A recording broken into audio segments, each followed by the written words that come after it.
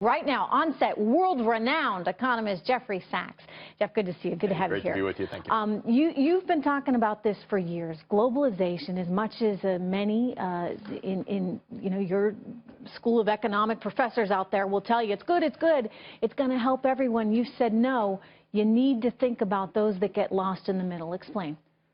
The first thing you learn in economics, if you go past page one is globalization and trade's good. That's true. But page 2 says, but not everybody wins. There are winners and there are losers. And the basic idea of globalization is the pie expands, but some people seriously get left behind. Now, there are two views about that. Tough luck, that's their problem. Or, well, those who win should help in some way to compensate those who lose so that everybody is staying in the race. We've taken the view for about 30 years. Globalization, it's great. It's going to expand the economy, which it has.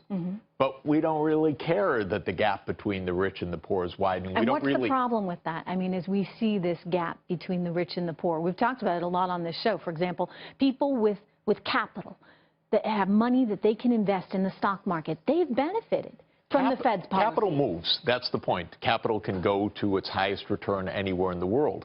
It's people in their communities that are staying there, and they say, where are our jobs?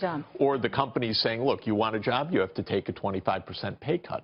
So if I always think as I'm taking the Northeast, an Amtrak up to Boston or down to Washington from New York, you see a lot of boarded up Northeast America. These are places that used to have industry that is now in Mexico or halfway around the world or in China. That's a real phenomenon.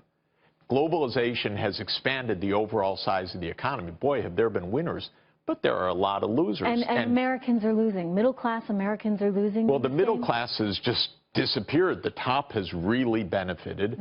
And both Donald Trump and Bernie Sanders, they picked this up. This is a reaction from both sides of the political spectrum, and that's what Brexit was as well, because Brexit was a vote where basically the City of London, which is their Wall Street, of course, they said, this is great. You'd have to be crazy not to want this. And then all these towns all over England and in Scotland and Wales said, what's so great about this? Yeah, London's rich, but what about us? We haven't seen it. There's another thing that's going on also, which is very obvious, which is that both in Europe and the United States, there's been a tremendous wave of migration. This is known since the 1960s. We were about 5% of our population foreign-born back when the 1965 Immigration Act was voted. Now we're at about 14 or 15%. Okay, one can debate all of that, but that's a huge social change as well. And both in Great Britain, in the UK, and in the United States, but it's all over Europe also. People are saying, our society's changing too much. What's happening? Tough, so right? that backlash is coming too. It's coming, and it's real. You think about the immigration issue, and we are a country that was founded by immigrants. We're all descendants of immigrants. And yet, at that time, when people were coming here in droves, there was all the opportunity in the world, right? There was all the land that needed to be built on and expanded. There was so much here for people to build.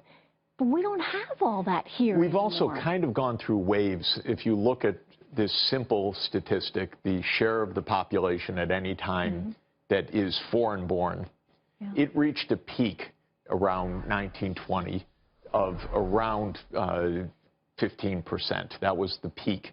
People then had a backlash. They said, that's a lot. We've had a huge wave. And in 1924, there was a restriction on immigration, and that proportion of foreign-born came down to a low of around 5% in the early 1960s. Now we've gone back up to near where that peak was before, and I think we're seeing that same, okay, that's a lot. We've absorbed that. What are the limits? What are the boundaries? How do we define this? So it doesn't surprise you that Donald Trump has done as well as he has?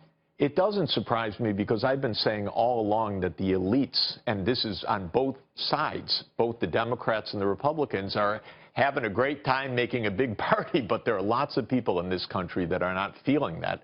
So while I'm surprised, like everybody, at the specifics of both Bernie Sanders and Donald Trump this year, I'm not surprised at this backlash, and I'm not surprised at Brexit, and I'm not surprised at what we're seeing in many countries of Europe, because the elites, and it's both parties, have done well, and they said, everything's great, what are you complaining about? And a lot of Americans, in fact, the big majority, say we're on the wrong track.